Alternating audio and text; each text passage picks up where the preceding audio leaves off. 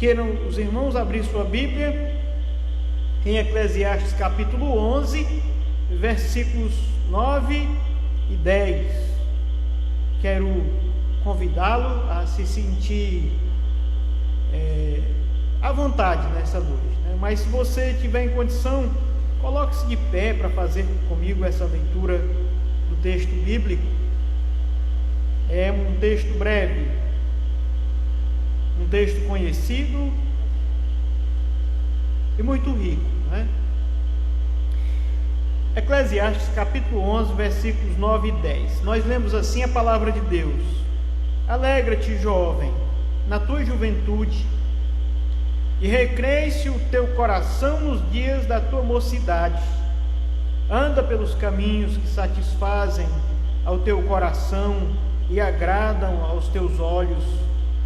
Sabe, porém, que de todas estas coisas Deus te pedirá contas. Afasta, pois, do teu coração o desgosto e remove da tua carne a dor, porque a juventude e a primavera da vida são vaidades. Amém. Graças a Deus, meus irmãos, tivemos a oportunidade aí de receber as súplicas do irmão em meu favor. Os irmãos podem sentar.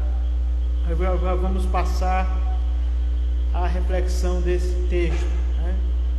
É uma passagem que se liga naturalmente à passagem do capítulo seguinte, e as epígrafes do texto já falam, né, claramente que aqui o foco é os jovens, é a mocidade, enquanto que o texto seguinte tem como foco orientar aqueles que se dirigem para a velhice, né? Velhice. Hoje eu queria focar nesse texto e pensar com os irmãos a respeito desse texto, olhando que ele tem algumas palavras que em particular nos dirigem a pensar num assunto muito importante. Se você olhar o texto, você vai encontrar a palavra recreie-se no primeiro versículo, e ele diz assim: alegra-te, recreie-se, satisfaz o coração, agrade os olhos, né? Então aqui, se a gente for tomar todas essas palavras que têm uma ligação entre si, a gente vai perceber claramente que o que o texto está nos apresentando aqui é um discurso a respeito da felicidade, da busca da felicidade, que é comum a todas as idades, a todas as épocas da vida da gente. A gente quer ser feliz. O texto fala de forma muito particular para os jovens, né? Entretanto, como ele fala para os jovens a respeito de sua busca pela felicidade, e uma vez que a busca pela felicidade é uma coisa muito natural de todas as pessoas, então o texto é de interesse geral e nós podemos nos aproveitar muito do texto que nós temos na nossa mão. Você notar, é muito clara a indicação: alegre-se, jovem. A frase seguinte diz: recreie-se o teu coração, anda pelos caminhos que satisfazem o teu coração, agrade os teus olhos, né? Se agradar, felicitar-se, ser feliz, procurar estar contente. No versículo seguinte, o movimento parece ser no sentido de nos afastar de tudo aquilo que pode bloquear a nossa felicidade. Se não, olhe para o texto e perceba que ele diz assim: afaste do teu coração desgosto, remove da tua carne a dor. Parece que o autor do texto está muito interessado mesmo na felicidade de seus leitores. E é muito importante quando a gente encontra alguém interessado na nossa felicidade, não é, meus irmãos? Parece que esse é o grande intento do autor do texto: orientar no sentido da felicidade.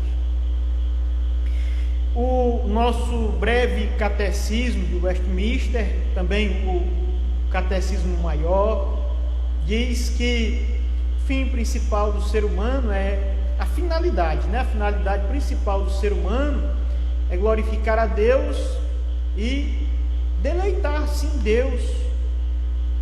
Quando se trata do deleite de uma pessoa em Deus, a gente está automaticamente falando da felicidade, né?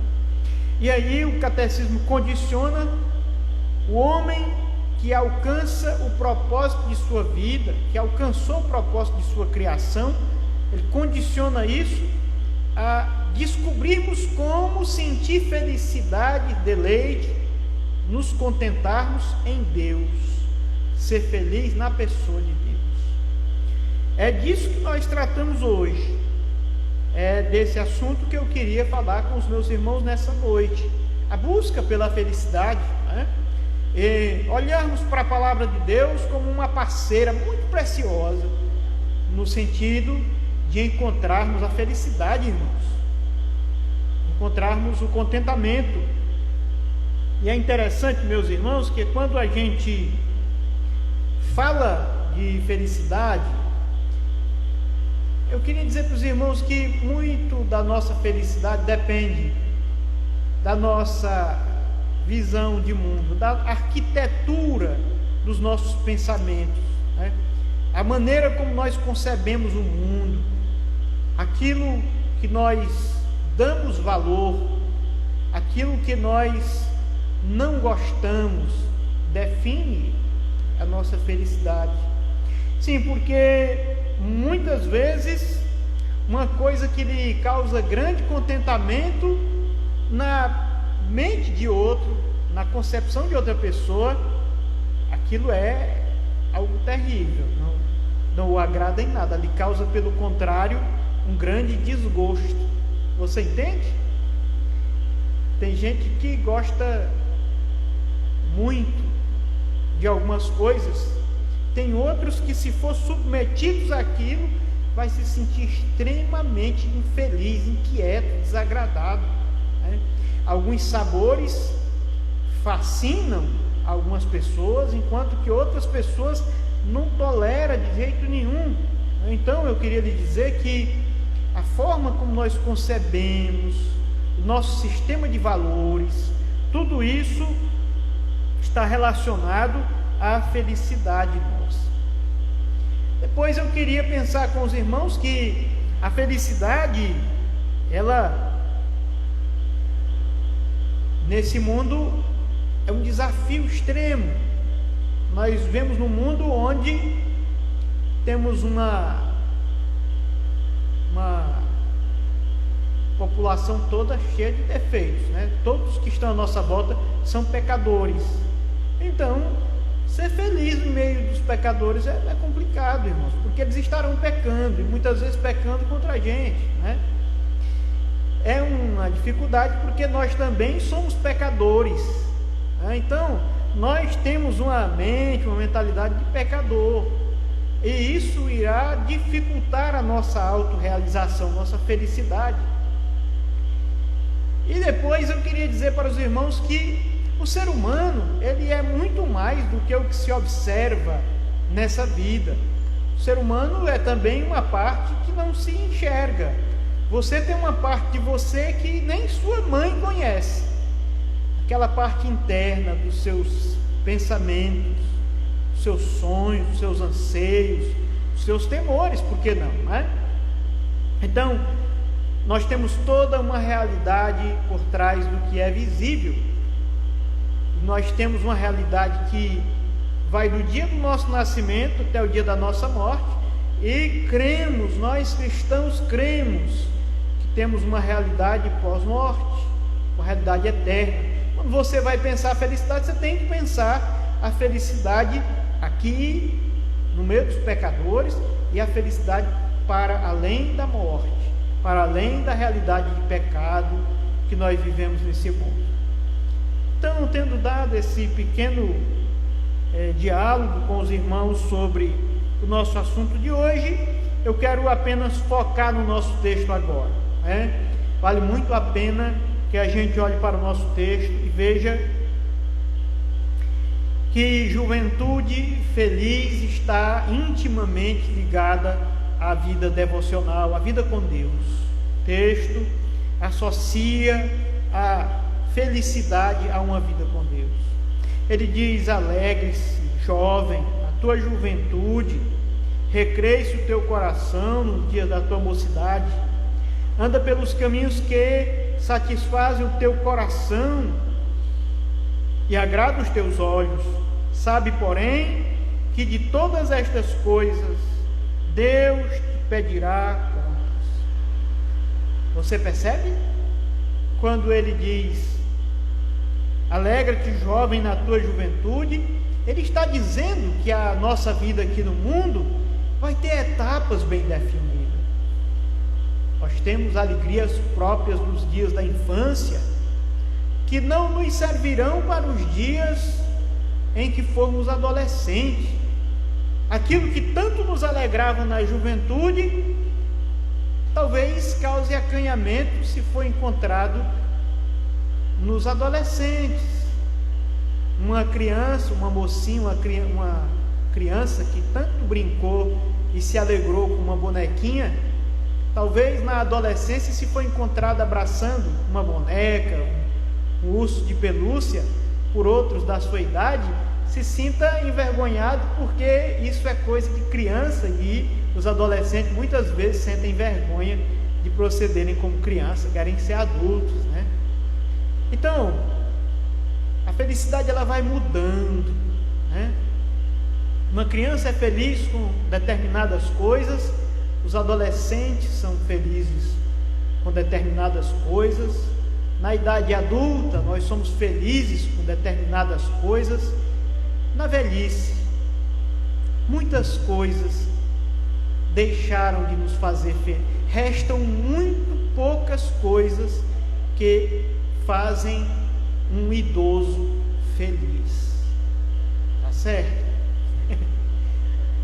A gente não vai ganhando itens para nos contentar, a gente vai perdendo. Se você der um brinquedo para um idoso, ele não vai sentir nenhum ânimo, talvez para levar para um neto, mas para ele próprio fazer uso do brinquedo já não vai servir. O autor de Provérbios vai nos fazendo observar essas coisas da vida e percebendo que essas coisas que vão nos contentando são vaidades. E aí ele considera também a realidade por trás do que é visível, o coração. Anda pelos caminhos que satisfazem ao teu coração e agradam os teus olhos. Aqui por um lado nós temos um contentamento interno, contentamento que satisfaz as minhas emoções, né? O meu sistema de valores. Temos também um contentamento de natureza estética, né? Satisfazem os teus olhos, né? As coisas que nos satisfazem os olhos, o que é que vocês citam? Pôr do sol, o que mais? A lua, o mar, né? A bela esposa, né? A beleza da esposa satisfaz os olhos, né? E eu queria dizer que todas essas coisas, meus irmãos, não satisfazem olhos que não veem. Então, jovens, aproveite enquanto você tem visão para satisfazer-se nas coisas que Deus deu para o seu contentamento. Deus está interessado em seu contentamento. Deus, quando lhe dá um pôr do sol diferente a cada dia, é porque Ele quer lhe fornecer um quadro belíssimo para o seu aprazimento pessoal. Ele quer que você enxergue essas coisas maravilhosas, uma flor, né? E você sinta prazer no seu coração. Deus é o parceiro da sua felicidade. Deus deseja que você seja feliz. E Ele deseja que você seja feliz com as coisas certas. E Ele deseja que você seja feliz e não apenas fica desejando isso. Ele provê uma série de coisas à sua volta para que você seja feliz. Ele enche o mundo onde você está de contentamentos para você, tá certo? Mas ele lhe faz uma solene advertência nessa ocasião.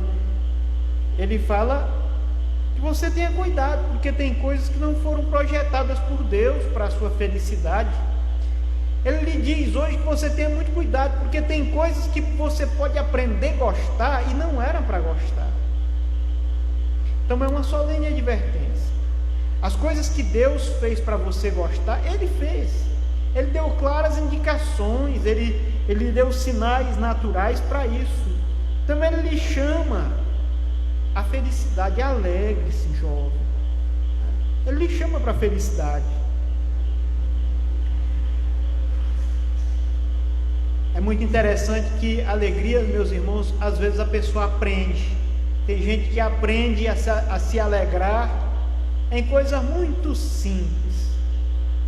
Eu não gosto, mas tem gente que pega uma vara de pescar e passa horas e horas a esmo ali, só puxando, vai lá, puxa, vai. Pescando, gosta de pescar, né? Eu nunca me afinei com isso, né? Tem gente que aprende a ser feliz com tantas coisas.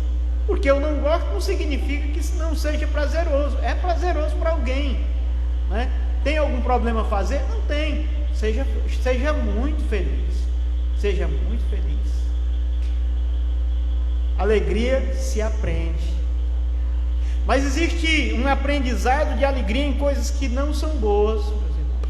Coisas que não são boas. Tem gente que se alegra fazendo uso de substâncias químicas, tóxicas, né? Que aquilo envenena, a longo prazo envenena e pode matar um organismo humano, uma pessoa, pode matar uma pessoa. Então, meus irmãos, o Senhor nos chama a essa reflexão para nos advertir como um pai que ama seu filho. A gente que é pai, a gente não faz, né? Aquele cuidado, a gente dá fé, o menino está com uma coisinha que ele pegou no chão e põe na boca. Menino, não bote na boca, pelo amor de Deus, não põe na boca. Deus se preocupa conosco dessa maneira também. Ele hoje nos chama a perceber que existem coisas que não são para o nosso aprazimento, irmãos. E nós, infelizmente, podemos aprender a gostar exatamente daquilo que pode tirar a nossa felicidade verdadeira, a nossa saúde, o nosso bem-estar, a nossa paz. As pessoas aprenderam a gostar de tantas coisas que dificultam a sua vida em família. Nós temos hoje pessoas que não servem para ser companheiros ou companheira de outros, drogadas que estão, viciadas, adoecidas. Irmãos, seria tão bom se ainda na juventude essas pessoas tivessem ouvido esses conselhos que nós ouvimos hoje, essas advertências da parte de Deus que diz: cuidado com o que você vai aprender para explorar sua felicidade, porque vai ter juízo envolvido na sua felicidade. As suas horas de prazer vão representar ou assim um louvor a Deus ou uma desonra ao Senhor e a você próprio, um prejuízo para você. Nós somos chamados hoje a aprender o caminho da felicidade com a palavra de Deus, irmãos, porque existem muitos descaminhos à nossa volta. Enquanto nós ouvimos hoje a palavra do Senhor nos falando sobre a nossa felicidade, tem muita felicidade querendo ser vendida o tempo todo, irmãos. Felicidades fajutas, que nos desonra, que tira de nós o nosso respeito, que tira a nossa honra.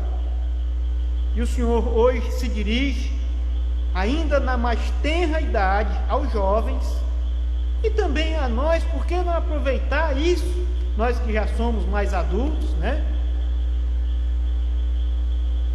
se dirige a nós, dizendo: sabe, porém, que de todas estas coisas Deus te pedirá contas. A conta bate à porta. Tudo que nós utilizamos, a conta bate à porta. E é muito importante olharmos para isso e aprendermos a ser felizes com aquilo que Deus aprova, aprendermos a nos recrear, a nos alegrar, a nos contentar, a ser feliz do modo como Deus planejou para nós. Há muita felicidade, há um mundo cheio de delícias que Deus projetou para você experimentar coisas maravilhosas e enaltecer o nome de Deus sem jamais lançar mão de coisas que desonram você, desonram a imagem de Deus em você. Deus lhe ama, Deus ama as suas criaturas, e é por isso que Ele se preocupa, Ele conversa com você hoje dizendo: cuidado, porque aquilo que você usa para se contentar representará julgamento, terá consequências. Essas consequências, esse juízo, ele tem um caráter temporal, imediato, e ele tem um caráter eterno. Alguém que usou substâncias prejudiciais à saúde terá que prestar contas ainda nesta vida. Alguém que, sabendo que fazia mal, convulsivamente usou entorpecente, usou açúcar, usou alguma coisa que tirou a saúde do seu corpo, não tenha dúvida, ele vai sentir as consequências nessa vida. Não, irmãos, eu digo assim, mas comer açúcar não é pecado não, viu? Mas é porque as consequências vêm ou não vêm? Vocês já ouviram falar de pessoas que perderam partes do corpo devido a diabetes? Vocês já ouviram falar isso? É ou não é consequência daquilo que nos contenta? É consequência, meus amados. E Deus nos chama hoje a pensar: olha, cuidado, porque terá consequências, terá juízo. Esse juízo é temporal aqui e eterno. Tem consequências eternas. Quando alguém usa entorpecentes e entorpecido faz grandes crimes, faz grandes maldades, ou causa mortes, ou arruína a família, põe a perder os filhos, não tenha dúvida, Deus julgará isso. Não, mas ele estava embriagado. Mas quando ele se embriagou, ele estava bom. Quando ele foi se embriagar, ele estava bom, não é? Tudo tem consequência, meus amados, e Deus nos fala disso aqui. É um negócio que não faz mal a ninguém, é um negócio tão bom, tão gostoso de fazer. É gostoso, mas é gostoso porque você aprendeu a gostar do que não presta. Tem consequências, tem consequências. A quantidade de acidentes de trânsito é altíssima, de pessoas entorpecidas, pessoas que fizeram uso de entorpecentes, causam males. Mas não é só sobre entorpecentes, é sobre qualquer coisa que nos agrada, nos contenta e não foi projetado por Deus.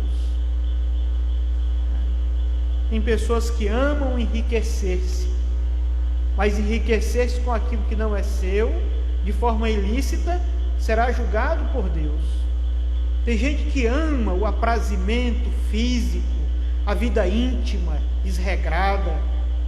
Deus projetou isso também, mas vivido fora de um contexto que Deus planejou, terá consequências temporais e eternas.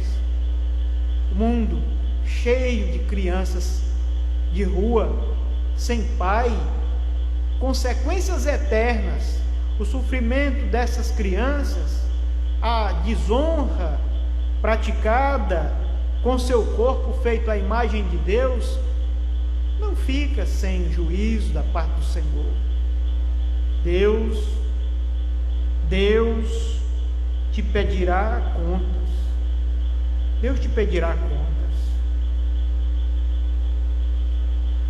Existem incoerências, meus irmãos, em muitas alegrias.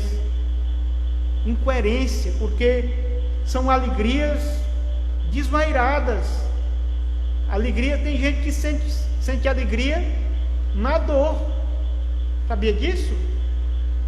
Tem gente que sente alegria na dor. Tem gente que sente alegria em grandes loucuras. Tem gente que sente alegria em provocar tristeza nos outros. Há muita loucura no mundo. Precisamos ter muito cuidado com nossa mente. Nós não levamos muito jeito para escolher a nossa felicitação, aquilo que nos causa prazer. Nós devemos legar a Deus o direito de escolher os nossos entretenimentos, nosso aprazimento, as coisas que nos contentam, meus irmãos. É um desafio para todo cristão permitir que Deus entre nessa área e seja Senhor do seu entretenimento. Há pessoas que querem se contentar agindo como criança, sem nunca abraçar a responsabilidade própria de um adulto, né?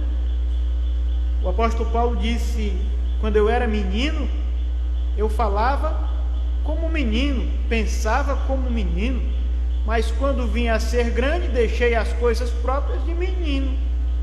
Tem gente, meus irmãos, que nunca quer deixar de ser infantil. Quando um adulto não quer deixar de ser infantil, o que ele é, irmãos? O que ele é? Imaturo? É imaturo, sem dúvida, mas é muito irresponsável, né? A pessoa põe um filho no mundo e não cria. Quando a pessoa não quer assumir a responsabilidade sobre si mesmo, quer passar a vida toda sobre os ombros de pais idosos, pesando sobre pais idosos, cansados, que já precisavam ser cuidados ao invés de oferecer cuidado. É triste, irmãos, é bastante triste, né? Porque essas pessoas, elas não são imaturas, são irresponsáveis mesmo. A palavra de Deus se preocupa conosco nisso. O texto nos fala também da prudência com o nosso coração, porque o nosso coração, meus irmãos, é uma área muito importante na questão de ser feliz. Se nós não tivermos cuidado com o nosso coração, ele nos leva para muito longe da felicidade, viu? Há uma passagem em Jeremias, capítulo 17. Queira abrir sua Bíblia comigo? Jeremias, capítulo 17, versículo 5.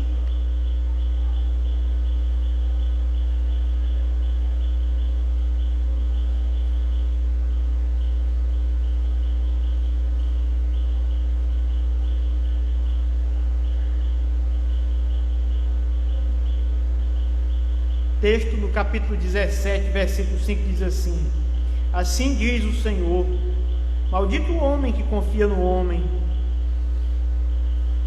faz da carne mortal o seu braço e aparta o seu coração do Senhor, porque será como um arbusto solitário no deserto, e não verá quando vier o bem, antes morará nos lugares secos do deserto, na terra salgada e inabitável. Bendito o homem que confia no Senhor, cuja esperança é o Senhor, porque ele é como árvore plantada junto às águas, que estende as suas raízes para o ribeiro, e não receia quando vier o calor, mas a sua folha fica verde, e no ano de sequidão não se perturba, nem deixa de dar fruto. Enganoso é o coração mais do que todas as coisas, e desesperadamente corrupto. Quem o conhecerá?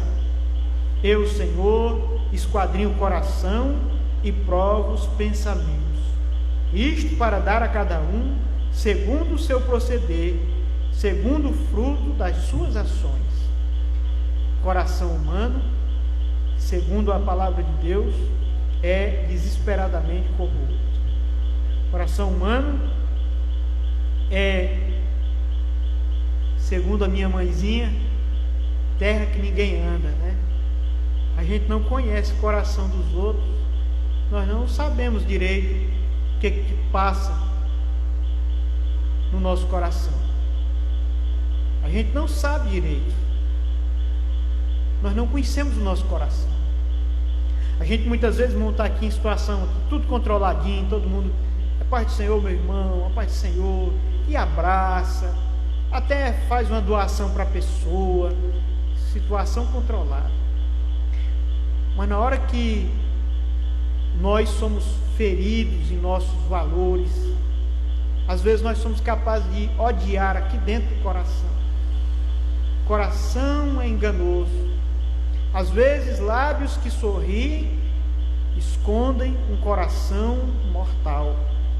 Somos capazes de odiar mortalmente uma pessoa. Às vezes não nos vem às mãos a coragem de ir e matar o próximo, mas aqui dentro a gente abomina o outro, né? E isso tudo, meus irmãos, no coração. A palavra de Deus diz que ele é desesperadamente corrupto. Então, quando o texto bíblico dessa noite diz assim: anda pelos caminhos que satisfaz o teu coração e agrada os teus olhos, sabe, porém, que de todas estas coisas Deus te pedirá conta. Aí é cobrado de nós uma atenção maior para o nosso íntimo, para dentro de nós, porque nessa área, o meu irmão na fé que está do meu lado, o meu pastor, meu irmão mais velho que me aconselha, que se preocupa, que ora por mim, ele não vê as minhas deficiências. Dentro do meu coração, quem é a única pessoa que pode me ajudar com esse sistema de valores, às vezes torto, que está no meu coração? Deus e eu. Se eu não me interessar por buscar melhoras para o meu coração em Deus, irmão, quem está na minha volta não vai poder, porque ele não enxerga o meu coração. Nem eu sei o que eu seria capaz de fazer em determinadas circunstâncias, porque o coração da gente surpreende a gente. Muitas vezes a gente é encontrado em determinada situação que a gente reage intempestivamente, faz loucura. Eu não sei em que situação eu posso perder o meu prumo, mas todos nós sabemos que existem situações em que o homem animal do nosso coração se manifesta visivelmente e não consegue se esconder mais. Quem pode me ajudar nessa área? Eu e Deus. Posso ajudar a mim mesmo, mas os irmãos estão sozinhos com Deus nessa área de cuidar, de melhorar o coração. O Senhor ele é tão drástico nessa área que quando ele fala disso, ele diz: eu arrancarei o vosso coração de pedra e lhe darei um coração de carne. Ele não pensa em amolecer o nosso coração, ele pensa em arrancá-lo fora e trocá-lo por outro. Porque o nosso coração é desesperadamente corrupto. Ah, irmãos, eu lamento tanto de não poder ajudá-los nessa área. Quando a gente fala, os nossos defeitos se manifestam. A esse defeito manifesto, a gente consegue ajudar. Mas nessa área da sua solidão, do seu íntimo, rogue a Deus ajuda. Todos nós devemos rogar a Deus ajuda, porque nessa área há inúmeros defeitos que os irmãos que estão à nossa volta não conhecem. Só Deus pode nos ajudar. E acreditem, meus irmãos, nós precisamos muito de ajuda. Muito de ajuda. Quando o Senhor Jesus fala sobre o coração, ele diz que do coração procedem, o que procede? Procede os adultérios, né? Os homicídios, as maldades procedem do íntimo. Se você for pensar, é mesmo. Antes de uma atitude chegar às minhas mãos, eu fazer alguma coisa, aquilo já está sendo premeditado aqui. Eu já estou concebendo aquilo. É no nosso coração que reside os grandes pecados, os maiores pecados, pecados às vezes que não se concretizam em atos. Ninguém vê aqueles pecados, mas nós precisamos ser tratados neles. Nós precisamos ser purificados deles. Nós precisamos tomá-lo e colocar na presença de Deus e dizer assim: Senhor, olha aqui, eu pequei contra os céus, pequei diante de Ti, contra Ti somente pequei. O que quer dizer isso? Que tem pecado em nós, que os irmãos não viram, foram pecados secretos aqui do coração, né? Foram coisas minhas íntimas, os irmãos não viram, mas foi diante de Deus, foi diante de Deus. Deus viu e aborreceu Deus, e Deus, irmãos, com o sangue de seu Filho, Ele pode nos purificar o coração de todo pecado, satisfazer o coração, como diz o texto bíblico, é possível nas coisas de Deus, e é possível nas coisas que não agradam a Deus. Por isso, meus irmãos, convidamos todos para exporem seu coração diante de Deus. Naquele momento do culto solene, domingo após domingo, em que o irmão que preside a liturgia diz: por um breve instante estaremos em oração silenciosa, suplicando a respeito dos nossos pecados. Aquele momento é precioso para expormos nossos defeitos.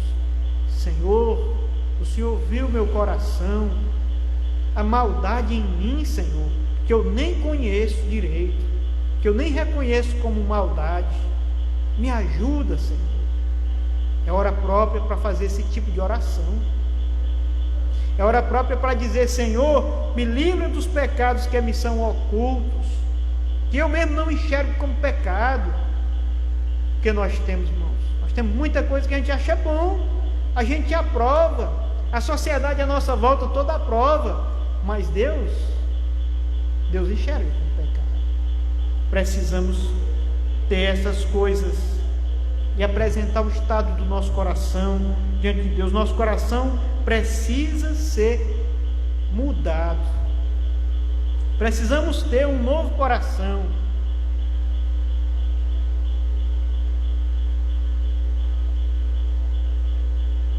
Coração disposto a obedecer, fazer a vontade de Deus. Coração disposto a servir e adorar a Deus, a amar Jesus. Irmãos, o coração da gente, quanto o nosso coração ama Jesus. Sabemos que amamos muita coisa à nossa volta, mas o quanto o nosso coração ama Jesus, nós devemos nos perguntar essas coisas. E talvez analisar assim: olha, se eu amo uma coisa, eu me ocupo dela. Se eu amo alguma coisa, aquilo vai ocupar os meus pensamentos. O quanto eu amo Jesus, o quanto eu me ocupo de pensar em Jesus. No caso de eu amar uma pessoa, eu vou investir tempo naquela pessoa, eu vou me acercar dela, eu vou apreciá-la em todas as suas qualidades pessoais, me familiarizar com ela. Vai ter aspectos sutis dela que eu vou captar, o que ela gosta, o que ela não gosta, aquilo que a outra pessoa pensa. Pelos seus diálogos dá para a gente. Se a gente gostar de uma pessoa, a gente vai saber a cor predileta dela, a gente vai saber o sabor preferido, se ela gosta mais de salgado ou de doce, se aquela pessoa gosta mais de lugares movimentados ou lugares mais calmos. Nós a apreciamos como pessoa, o quanto nós apreciamos Jesus. As páginas do Evangelho mostram 4 corações amantes de Jesus, que comunicou a história de Jesus na forma dos 4 evangelhos para toda a humanidade conhecer Jesus. Pelas páginas dos 4 evangelhos dá para se familiarizar com Jesus. E eu queria dizer para os irmãos que aqueles que amam Jesus estão resguardando os seus corações de muitos amores perversos, prejudiciais, danosos, que podem inclusive levar o nosso corpo à morte. O nosso amor por Jesus é o remédio para toda doença, para todo mal à nossa volta. Herdarão a vida eterna todos aqueles que amam sinceramente a Jesus. Herdarão a vida eterna. Amamos Jesus. Devemos nos preocupar com isso, meus irmãos. Quanto sentimento eu já alimento de amor por Jesus? Talvez você pense assim, eu tenho certeza que meu amor por Jesus não é lá essas bolas todas, porque eu não penso muito nisso. O que eu posso fazer? Comece a se familiarizar com Ele, se aproxime, gaste um pouco do seu tempo em conhecê-lo, sabe? Leia por si mesmo a história dele, converse um pouco com ele a cada dia, comece a entender os pensamentos, entender o que ele pensou, por que ele se motivou a fazer as coisas que fez. Descubra a pessoa